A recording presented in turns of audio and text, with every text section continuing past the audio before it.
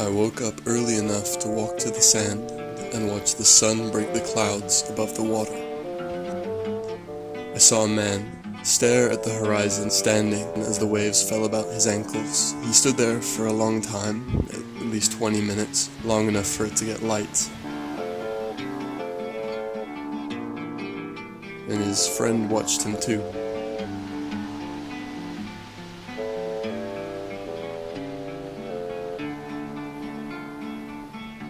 As I got up to go, the man who stared at the horizon walked into the sea and swam away. His friend kept watching until he also, in the cold sea, swam away.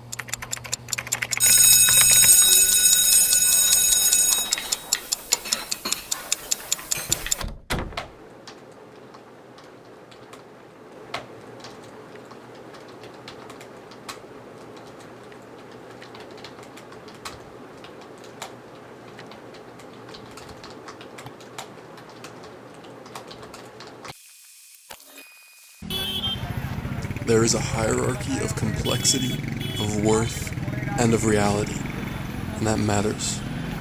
This can be felt when attempting allegory upside down.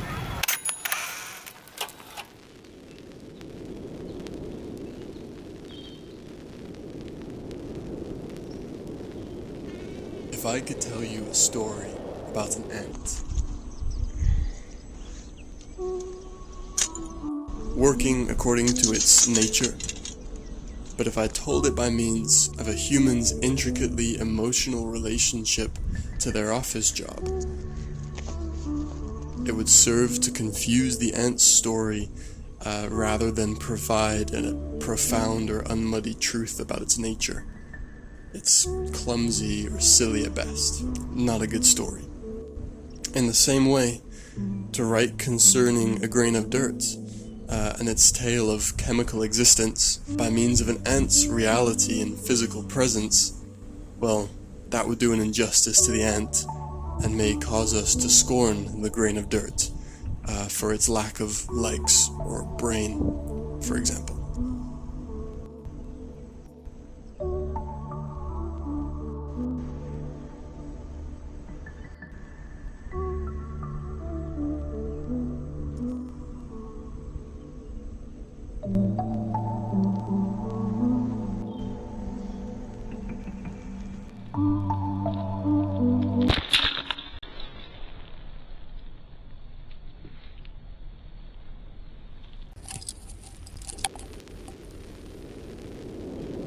This is not merely a matter of biological complexity, for greater things can, and ultimately must, be simpler. For greatness hopes for, it looks towards perfection, it aims at this idea.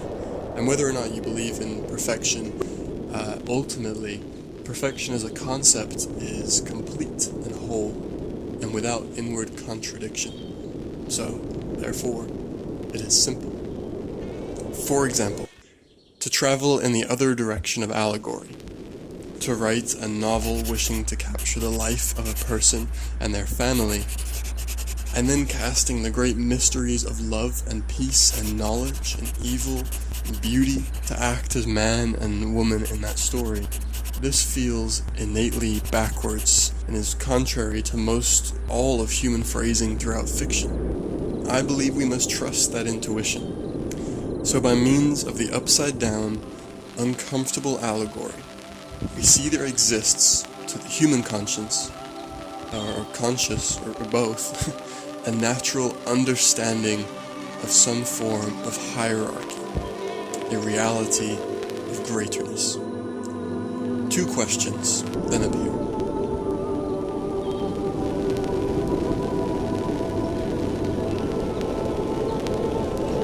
First, to what end? Does the ladder stretch on beyond the great consistent virtue of love?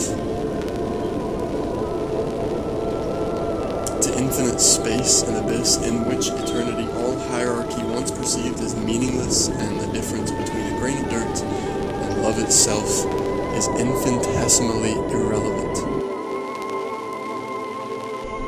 Or does the existence of allegory, of a greater thing, point to some perfect, simple, some one?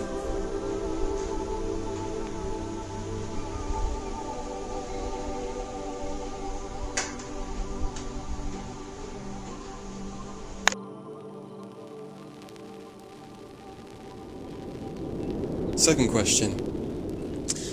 Who cares? Perhaps a hierarchy of greatness does exist, but is mere human phenomenon, right?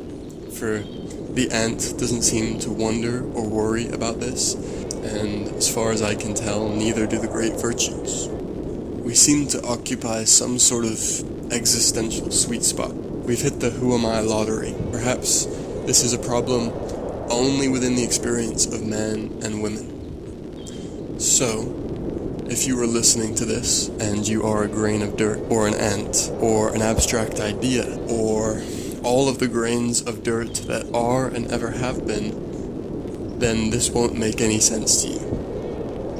But if you are a person, then maybe you ought to think about it.